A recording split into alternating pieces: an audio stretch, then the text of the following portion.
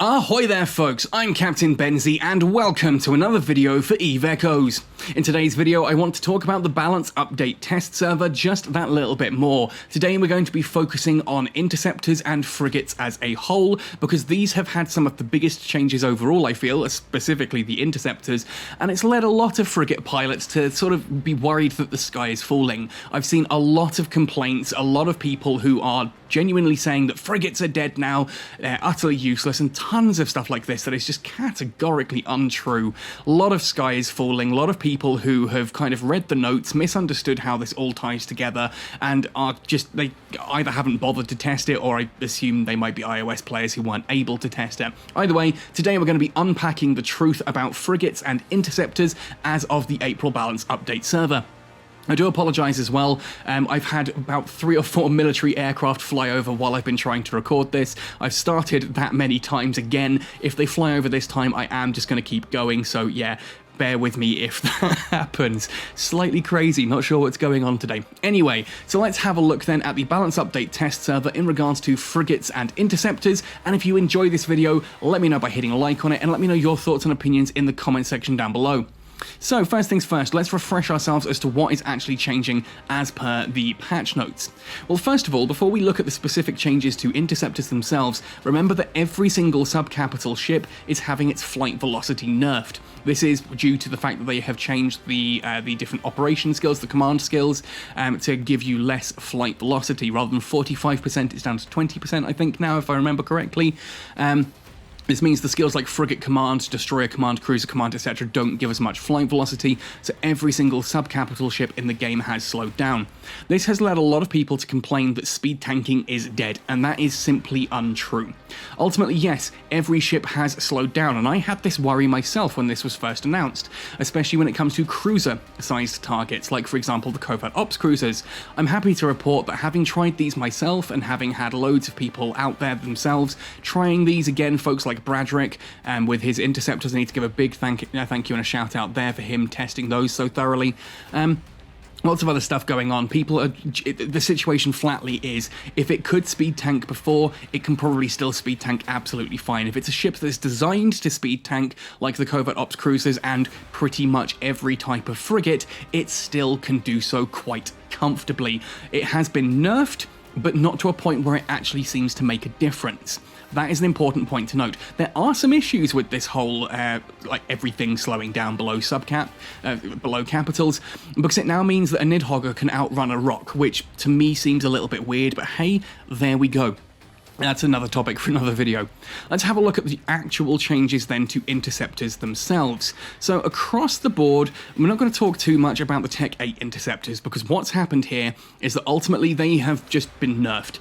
They have been nerfed to the point that they are still very useful as tackle frigates, and remember, they're a lot cheaper than the Tech 10 versions, but still very good at their role of actually holding a target in place, but they have had their DPS utterly neutered. You can see here the Atron Interceptor has gone from 10% per level, obviously 50% additional DPS at full training, down to 2.5% per level, which is 7.5% at full training, 50% down to 7.5% boost. That is a humongous nerf to DPS. These are still usable though. I flew these myself, I tried orbiting and speed tanking stuff. Yeah, you can still orbit and do absolutely fine with these, you just have to be a little bit more careful on the approach, and you're not going to do as much damage when you're there. So things like the Atron Interceptor, the Slasher Interceptor, Executioner Interceptor, and Condor Interceptor are all still very useful as tackle frigates. They're just not a PvP solo threat really anymore. The 2s, however, have had some rather unusual changes across the board that add some diversity to what each of them does. So looking at the Atron 2 Interceptor here, the Warp Disruptor and Warp Scrambler has gone up in range slightly. These are now slightly better at tackling with Warp Disruptors and Warp Scramblers, but the signature radius penalty has gone from a 15% reduction to a 10% reduction. That's 75% dropping down to 50%. That is quite a big nerf, which means that if you're using a micro warp drive to try and speed tank at close range, you are going to have a bigger signature radius than before, meaning that here comes one of those aircraft now. crikey, meaning that if you're trying to speed tank like before with a micro warp drive, you are much more likely to be hit. If we go onto a /2 Interceptor, again the range bonus here has gone down for its warp scrambler and warp disruptor, and its damage has decreased as well from 15% to 12.5%. It's not quite as big a drop as we saw on the Atron, but it has had nerfs to its warp scrambler and warp disruptor range instead, so it's lost a little bit of that, but keeps its DPS. The Executioner 2, which is one that I now low-key think is the best one, we'll talk about that later, and the optimal range of its warp disruptors and scramblers have increased dramatically, and the warp drive signature radius penalty has again gone down. Bonus damage has gone down quite noticeably as well. We'll talk about why I still think that's the best one later on. Finally, everyone's favourite, the Condor 2 Interceptor. The damage of plus 15 has been changed to damage plus 10, but it has gained small missile and torpedo explosion velocity plus 2.5%. This now means that these all do very different things. Some of them are higher DPS than others and better at it. Some of them are better at close range. Some of them are better at kiting. I actually really quite like this versatility. Let's look at these changes directly though, because I have been mapping these into an Excel or Google Sheets spreadsheet to showcase this. So starting off with the flight velocity nerfs. If we have a look at this here, you'll see that every single one of them has been nerfed to about 72% of what they were before in flight velocity. What I've done here is I've created a /2 Interceptor, Condor 2 Interceptor, Atron 2 Interceptor, and Executioner 2 Interceptor on both the Balance Update test server and on the Fulmination Content Creator server, so that I have Frigate Command 555, no rigs on any of those particular ships, and thus we just have their straight flight velocity as it was. So a /2 Interceptor with Frigate Command 555 and no rigs on live would get 836.65 meters per second cold flight velocity.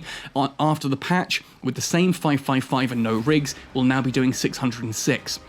Again, it's about 72% of what they were doing before, 72, 73%, depending on how you want to round that, of what they were doing before. This is still very fast. Remember as well that the /2 and the Executioner 2 have two of the smallest signature radiuses in the game. Ultimately, this now means that the Dramiel and the Daredevil are faster and are now taking the top slots of fastest frigate in the game, but these are still excellent speed tanks. Like, to say that it's gone down from 836 to 606 looks dramatic as all hell, I get it. Believe me, when I first saw these numbers, I was like, oh my goodness, what is going on here? But when you actually put this into practice, when you have the same fit that you are using on live, you're going to speed tank no trouble at all. Ultimately, one auxiliary thruster is more than apt for this. And remember, auxiliary thrusters are probably going to drop in price as well because they're found in more areas now, which should mean that they're more readily available on the market and thus will decrease in value. We can hope. But either way, that 606, all of these speeds here are still more than adequate when combined with the Interceptor's signature radius to speed tank against mediums. Yes, you do have to be a bit more careful, like now when you're approaching. If you're using a micro warp drive to get into range and then swapping to an afterburner, for example, on some of these ships, you do now have to be a little bit more careful as to how you actually do that. What has happened here with Interceptors is, in regards to their speed tanking, the skill floor has gone up a little bit. The basic amount of skill required for a player to be able to pull this off has gone up just that little bit. It's not just a warp in and then hit auto orbit and you'll be fine. Now you actually have to learn how to spiral or do other things that are going to, help you get in that little bit safer. And that's good. That is a good change. It means that there is now a counter for Interceptors. And again, we'll talk about countering Interceptors. In fact, no, we'll talk about it now as well. Because one of the big changes otherwise is the fact that this is now slowing down means that actually destroyers are more than capable of hitting these and doing some rather significant damage to them. A Talwar 2 Assault will now quite comfortably counter any one of these that it can get its grimy little mitts on. Same goes for like the Algos 2 Assault and things like that. So a Tech 10 destroyer now comfortably blaps a Tech 10 Interceptor. Cruisers will still do as well as they did before, but the destroyers have gotten notably better, and the interdictors as well. Oh my goodness, the Tech 3 interdictors are just absolutely amazing at this now. They are really good at catching these guys and killing them. If you can lock on before they warp away, you are probably going to do a lot of damage, if not kill them outright before they escape, and I am super happy with that change. But what about the DPS changes? Because the DPS changes, again, were something that a lot of people were very concerned with, and they do vary a little bit across the board. If we have a look here again, I've taken ships on Fulmination and on the Balance Update test server. I fitted them with meta level 8 weapons across the board, and 554 in operation and upgrade. I made sure to stop at 554 on the test server in order to get the most accurate numbers that I could here. Basically, this means that the Slasher 2 Interceptor here is using criminal autocannons, both on different versions. Obviously, the Executioner is using Rebel pulse lasers, that kind of thing. These are the short-range weapons here, and you can see that, again, the drop between live and what we have on the test server is about 20%, well, 10 to 20% depending on the frigate. The Condor and the Executioner notably got the biggest nerfs overall here. Now the Condor, again, I understand why. This was probably one of the most popular. It's getting a bit more range, courtesy of the missile changes. Application is really good now as well. This thing just absolutely eats drones. Like, genuinely, this eats drones if they come close to it. I get why that's had a nerf, and 245 is still very, very respectable. Sounds like we're having another aircraft. Crikey, I have no idea what's going on here today. Obviously, the Slasher and the Atron, they've had theirs dropped not quite as much. It's about 88% of what it was before, which is not a huge difference. You can see here 279 down to 248, 343 down to 304. It's not a huge drop. It's enough that it means that other frigates do get a bit more power now. If you wanted to use something like a Daredevil, that is notably better than the Atron Interceptor. If you're using a Gamma, that's notably better than the Condor. If you're using a Dramiel, it's notably better than the Slasher, and the Executioner pales in comparison to the Succubus in regards to DPS. This is the same when we look at the long-range variants as well. You see that most of these have dropped by about 10%, about 88 to 90% effective as to what they were before. The Executioner has had the largest drop, going down to 81%, 82% of what it previously had in regards to DPS. Again, what this does is it means that these are still going to be effective. Remember, this is just with 554 in operation and upgrade, with meta 8 weapons, no rigs, no other fittings. It's just to show what that raw DPS there is. You can still then increase this using things like heat sinks, and a single heat sink in the low slot does actually increase your cold DPS to higher than what it would have been before anyway. Not higher than it would have been before, not higher than the original stats. It's not like a heatsink on this is now better than a heatsink would have been on this, but it's a bigger boost, if that makes sense. So it's not as doom and gloom as it may seem there if you want to go into additional damage. Ultimately, Interceptors are still going to be very good at hunting other frigates. They're still going to be able to do a decent amount of damage to anything that they want to tackle, and indeed, I know I mentioned earlier that the Executioner 2 Interceptor is my low-key favourite now out of these, and that's thanks to the addition of the new, the changes to the rigs. The fact that the range rigs now affect both optimal and full off is a massive boost to the Executioner 2 Interceptor. This now means that the Executioner 2 Interceptor, with its additional range to scram that we'll see in a moment, actually means it can orbit outside of the enemy's scram and web range while sitting in its own optimal. It can deal good damage from that range, and you are still able to scram them, so it can tackle really nicely, orbit outside of scram and web range, and apply really high DPS. DPS has gone down dramatically, but its application is still absolutely insane with that, and it works really well. I've had a lot of fun flying that on the test. I'm looking forward to flying that a lot on live as well. So whilst it looks like it's been heavily nerfed, it's getting buffed in other ways too. Finally then, let's look at the electronic warfare changes to these ships as well, because you'll notice that, again, the Condor and the Atron, nothing here is changing. They're still 100% of what they were before, whereas the Slasher, for some reason, is getting nerfs to its ranges here. It's now sitting at only 31.5 disruptor range and 17.25 in scram range, but it's just nerfed all over the board there on the Slasher. It's still the fastest, it's still the smallest, so it is more survivable than any of the others, but it needs to get a bit closer, which leaves a little bit less room for error, considering you're going to be orbiting at 17.25, about 17 kilometers to try and, keep something scrammed. That puts you much closer to web range. If you hit that web range, if you drop into the 15 kilometer web range, yeah, It's going to be much harder for these guys to fall into web range. These ones are going to be slingshot just that little bit easier, although they do hold their orbit a little bit better as well. I'm not against the fact that the Slasher 2 Interceptor got the biggest nerfs across the board here, because ultimately you can see that its DPS is still adequate across the board. It's on the higher end of the DPS trees here, DPS options, but it is the smallest and fastest, still good DPS. It's just not as good at tackling as it used to be. It's not as good at anything as it used to be, which kind of makes sense, but it was still better than a lot of the others, if that kind of makes sense. Finally, the Executioner Interceptor, you can see, has had some quite significant increases. 19.5 scram range going up to 21 is the big one that I want to talk about here. This now means you can orbit comfortably outside of your opponent's scram and web range. They're still going to be inside your scram range, and thanks to the range rigs, you can now actually still apply your DPS at almost 100% effectiveness when you are outside their scram and web range.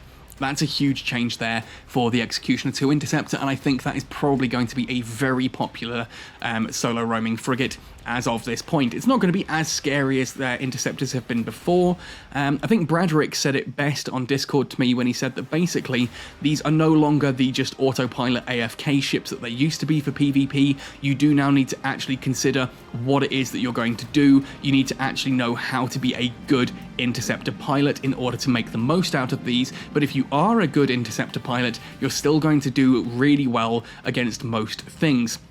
It's worth noting as well that the reduction to things like capacitor batteries and extenders means that the lower DPS is actually still going to be able to break tank a little bit better on some ships that it couldn't before, although shield boosters getting buffed as well, getting buffed may sort of counter that. The bottom line here ultimately is it's not all doom and gloom. These ships are still pretty good at what they do, they are just not the best options for everything anymore. And if we jump back to the patch notes, that brings me to my next and final points.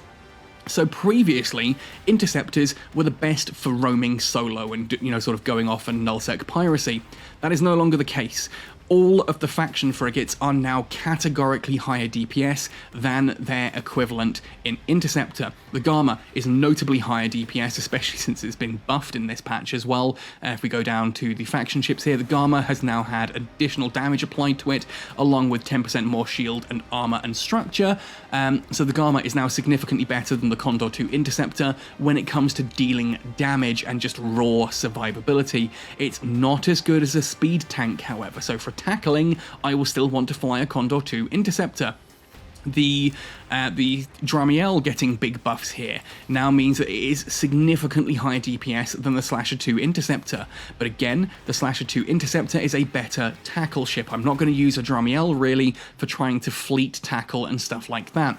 If I'm comparing the Atron 2 Interceptor to the Daredevil is going to do more damage and it's got its web bonuses, but again, the fact that the Atron 2 Interceptor is that little bit smaller is still going to help its speed tank, and it can still do different things to perform.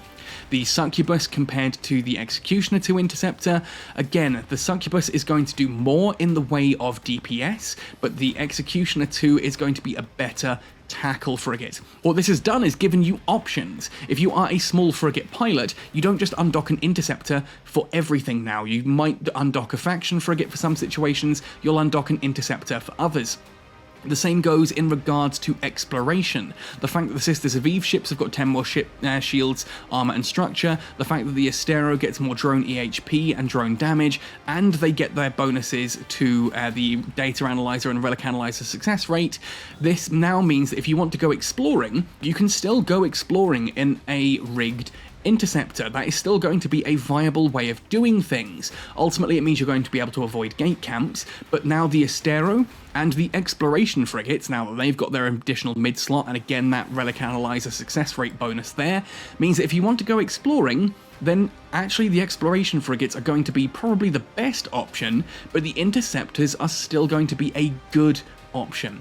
What they've done is they've given us more options without taking away any of the others. If you just got rid of Interceptor's DPS completely, you're never really going to see them in roams. Now you still will. You'll actually see Interceptors and faction frigates flying side by side because they do different things.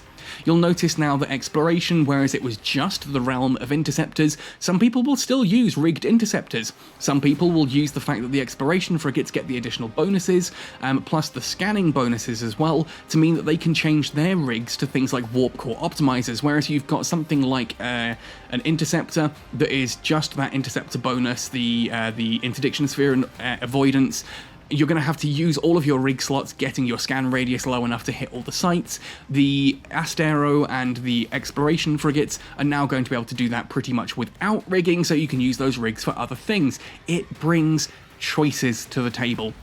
That, to me, is super exciting. That is what a good balance patch looks like. Something that doesn't just remove ships from the game, something that ultimately gives us more option. And that is very much what this does for frigate pilots. And if you're a destroyer pilot, well, stay tuned for my video looking at the Thrasher Interceptor, Thrasher 3 Interceptor, and how that has changed compared to live, because that is a huge change as well.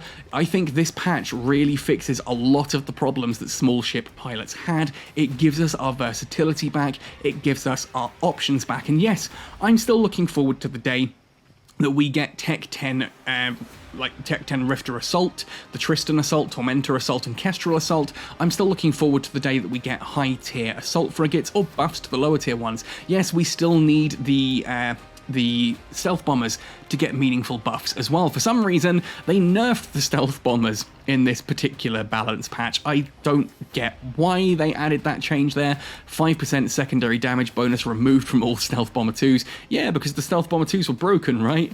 No, they've not been fit for purpose for a long time. The Tech 3, the Stealth Bomber 3s are even worse. They're just useless, expensive, pointless ships that need some serious love, and I'm surprised they didn't get anything in this patch at all, but hey, we'll see in future. There's another balance patch later this year, remember? So, overall, frigates got some boosts to their options. Their addition, the actual variety as a frigate pilot is an increase. If you're a destroyer pilot, even more so. The fact that those interdictor 3s are now really good says a lot.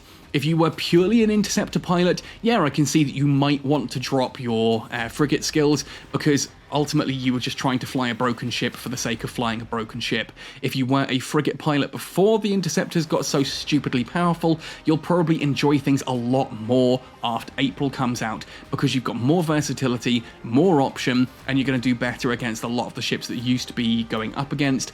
I can't wait. I think this is going to be a fantastic time, but of course these are just my thoughts and opinions. Let me know yours in the comment section down below. Would love to know what you guys are thinking too in regards to this. Final point before we go, some people are asking me, when does this balance update go live? At the point of me making this video, which is the 12th of April 2022, I don't know when the balance patch is going to be. Netties are going to be collecting all of the information, all the feedback that they've had from players. They may change some of this before it all goes live. When it goes live, the notes might be the same, they might be different, we'll have to see. I'll let you guys know, of course, when I know too, when this balance patch is coming. So make sure you are subscribed to the channel for another aircraft to fly overhead. Make sure you subscribe to the channel, dinging that notification bell. Follow me on Twitter, follow me on wherever you can find me. I will put out an alert letting you know when that balance update is going to be. Anyway, folks, thank you for watching this one right the way through to the end. Happy sailing, and see you in New Eden.